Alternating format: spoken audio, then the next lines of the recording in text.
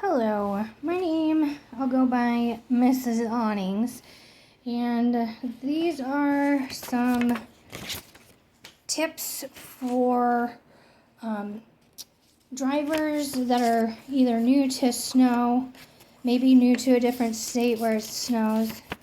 I'm in Nebraska, and I know on the news lately there's been a lot of talk about what should be done in the ice and snow.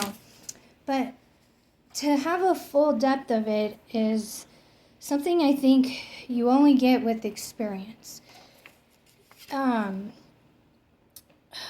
So I've been a professional driver for about a year. Passengers is what I drive. We go through winter training. There are driving courses, like driving training options, videos that you can look up on YouTube. But from my experience, these are basically the main things that I focus on when I'm driving.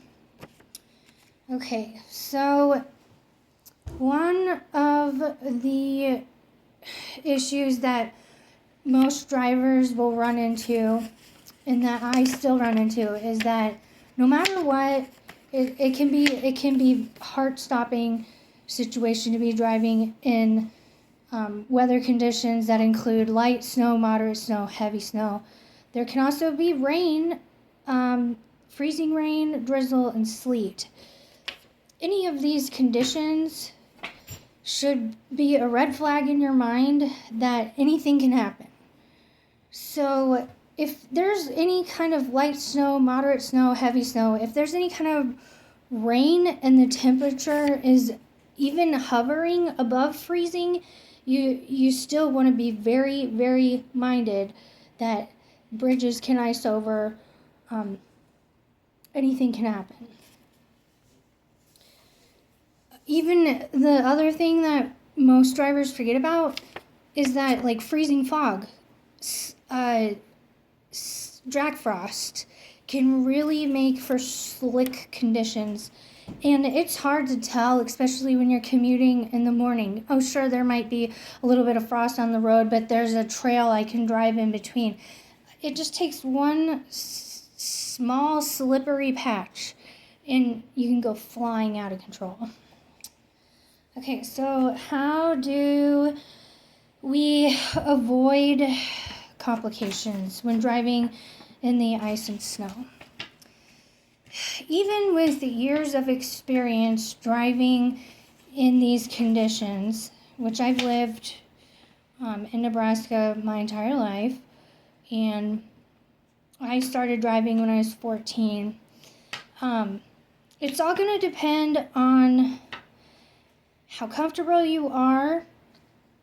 There's factors like how much air you have in your tires, how much tread you have in your tires. There's also factors of whether or not you have enough weight in the back of your car. That might be a rear-wheeled vehicle because they're going to handle differently than a front-wheeled vehicle. If you have that front-wheel vehicle, then you would want more weight, kind of like maybe in the back seat, but in the middle of it or in the center of the car. Even if you think, oh, I have four-wheel drive, I have great tires, I have this and that, I'm fine, I can just drive however I think I can drive, you can still get into trouble.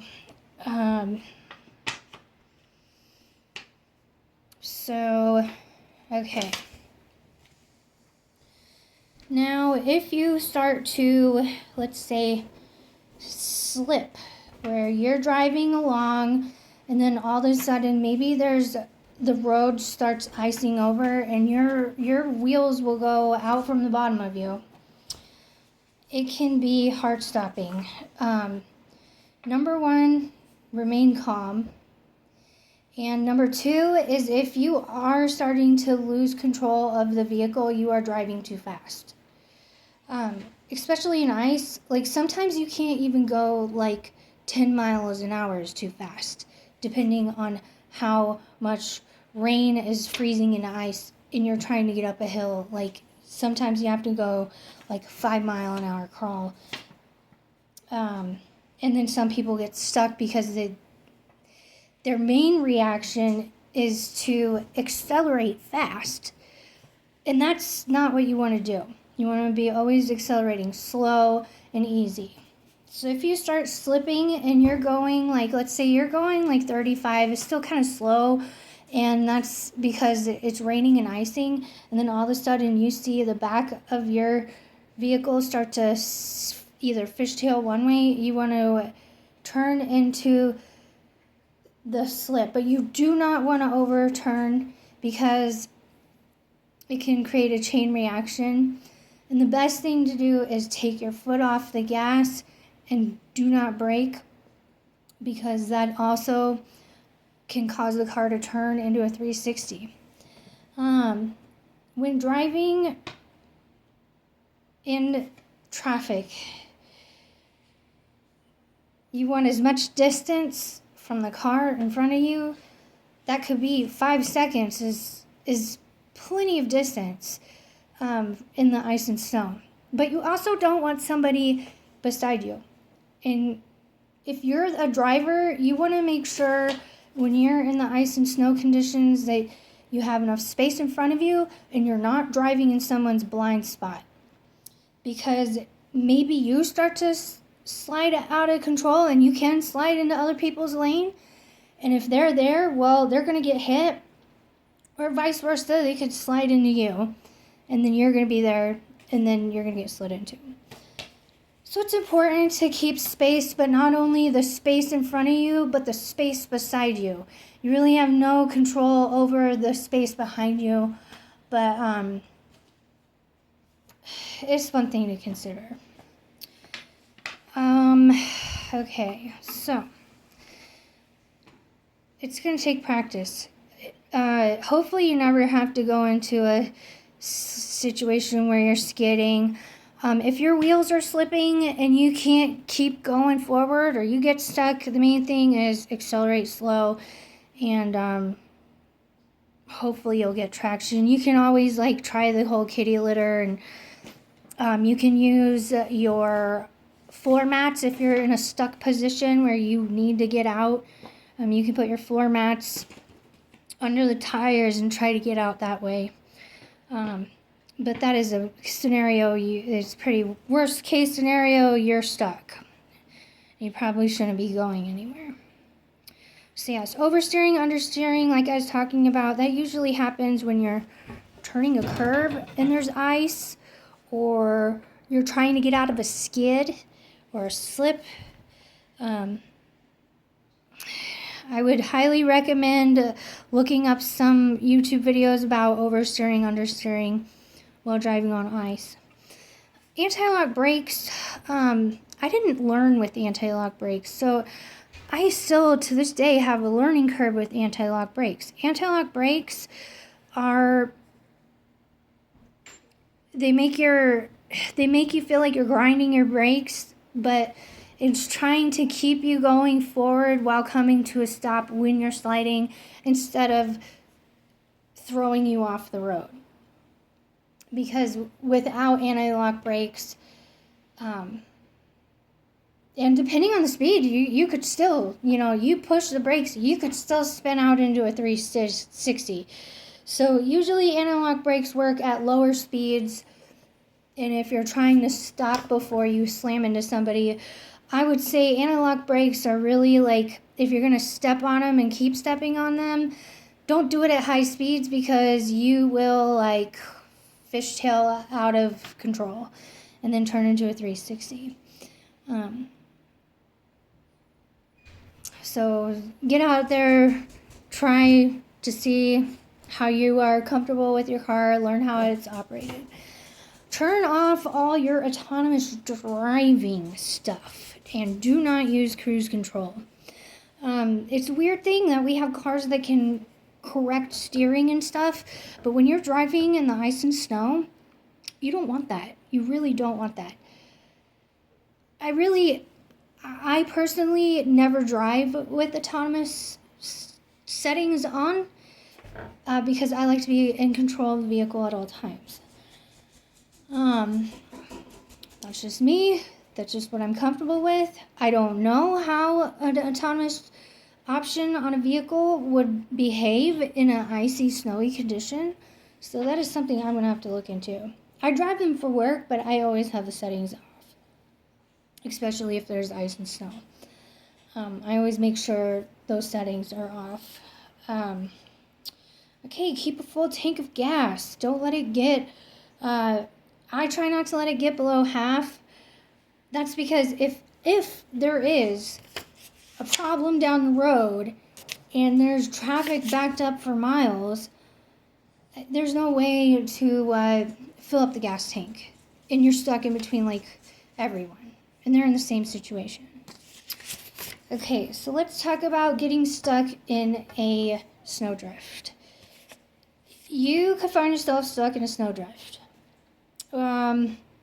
This is a situation that can happen if you are like driving into your house and you're stuck in a snowdrift. Hopefully you're not far from home and you can get home. But if you're not and you're far away and you find yourself stuck in a snowdrift, for one, you want to make sure there is no snow blocking that exhaust tank, that exhaust pipe, because then your car is going to have issues where it cannot get exhaust out, and then that's going to cause carbon monoxide to fill up into the car, and that can be a deadly situation. You don't want to be in that.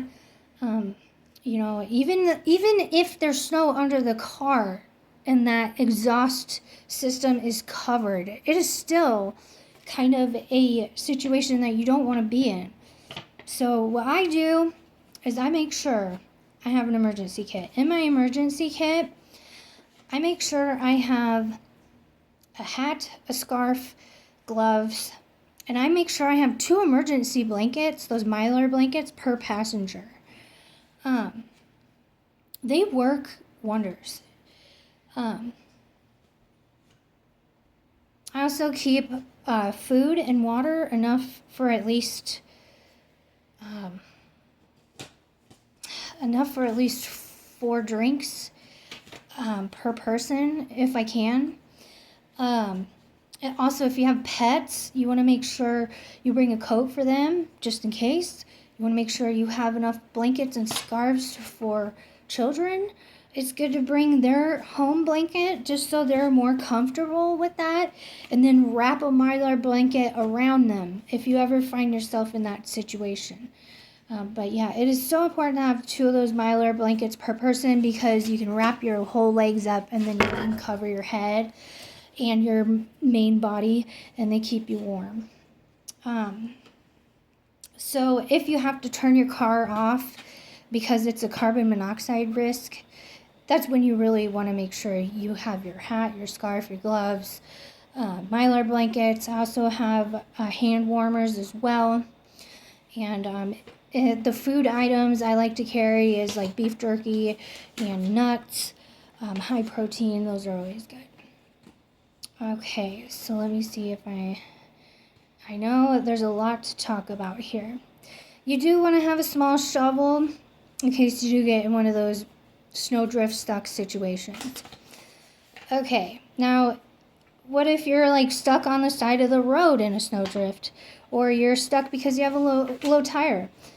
The best thing to do, if there's ice and snow around you and you're stuck on the side of the road, get as far over as you can and don't get out of your car. Most occurrences of people getting killed are because they got out of their car. There's been instances where people get hit because, well, one, they're driving on ice and snow and somebody's getting out of their car. There's like, there's no stopping on a dime in that. And it is unfortunate. So stay in your car, call AAA. Some states will have a patrol you can call. I know it's a good option to look into, find out what state you're in, see what their emergency road is. Most full coverage vehicles have emergency roadside assistance, and it can take a while for them to get to you. So that's why it's so important to have that emergency kit.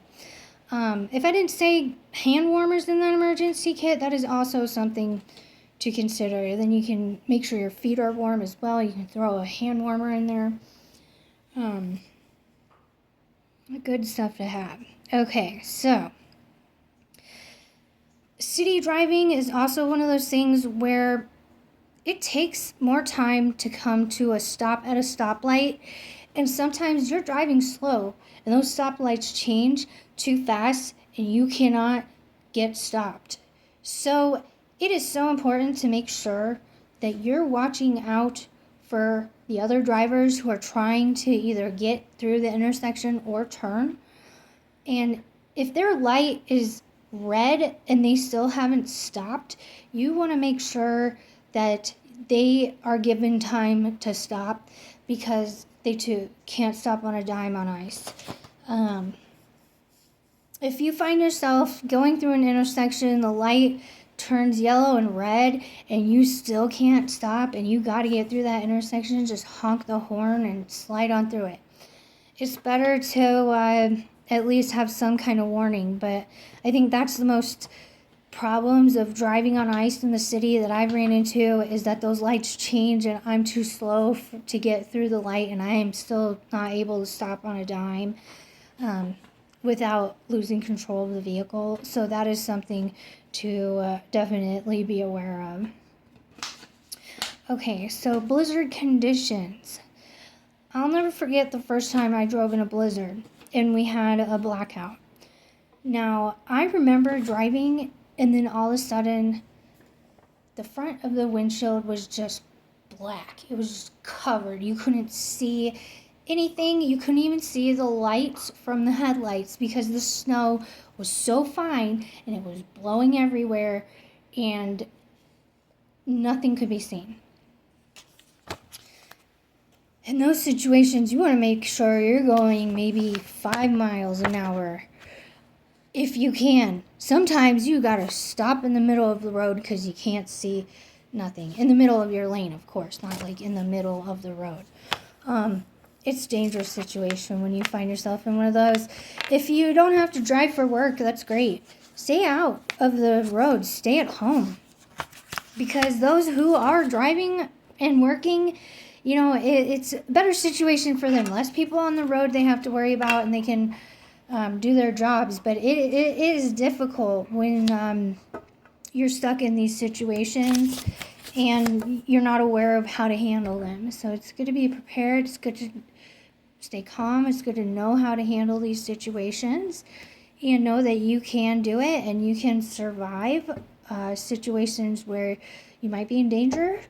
And it's good to gain experience by learning. If there's anything I forgot here, let me just make sure.